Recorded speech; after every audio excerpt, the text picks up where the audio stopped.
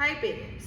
तो बहुत सारे पेरेंट्स को ऐसा लगता है कि जैसे एज बढ़ती है तो ADHD के बच्चों में इम्पल्सिविटी और हाइपर एक्टिविटी कम हो जाती है, पर ऐसा क्या सच में है? आइए समझते हैं। हाय।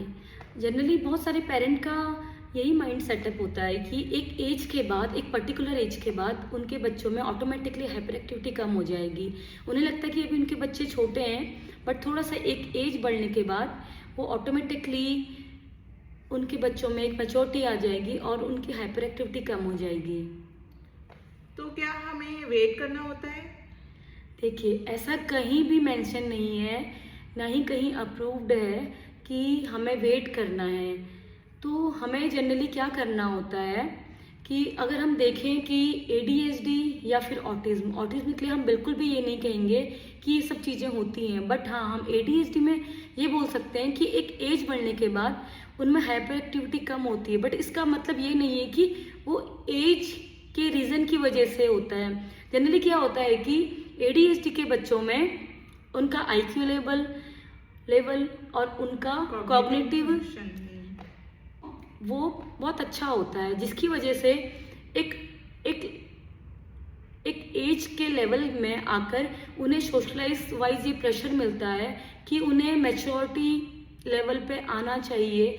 लाइक एक 12 साल की बच्ची अगर किसी चीज़ के पीछे भागती है तो सोशलाइज वाइज उसे प्रेशर मिलता है कि आप बड़ी हो गई हो, आप ऐसे नहीं करना है, आपको ऐसा नहीं करना है। तो उसका मैच्योरिटी लेवल ये आ जाता है कि ठीक है, मुझे ऐसा नहीं करना है। बट क्या होता है, एट द सेम साइड वो उसकी इम्पल्सिविटी थोड़ा बढ़ जाती है, उसका फ्रस्ट्रेशन बढ़ जाता है, जो कहीं ना कहीं उसके बिहेवियर को इम्पैक्ट करता है। लाइक वो थोड़ा सा एग्रेसिव हो जाएगी, उसका अपने फ्रेंड सर्किल में लाइक ये सब उसको एडजस्ट करने में प्रॉब्लम होगा।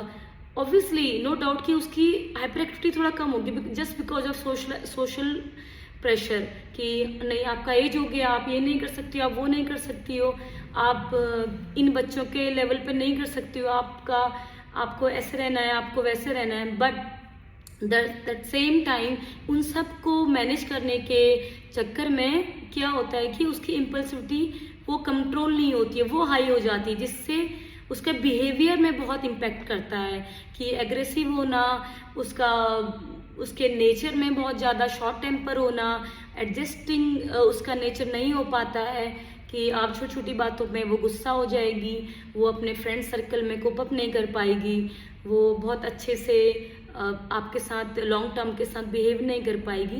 तो ये सब चीज़ें भी इसके साथ चलती हैं। नो डाउट कि हाइपर एक्टिविटी कम होगी, but at the same time ये सब चीज़ें भी चलती हैं। Thank you. सब्सक्राइब।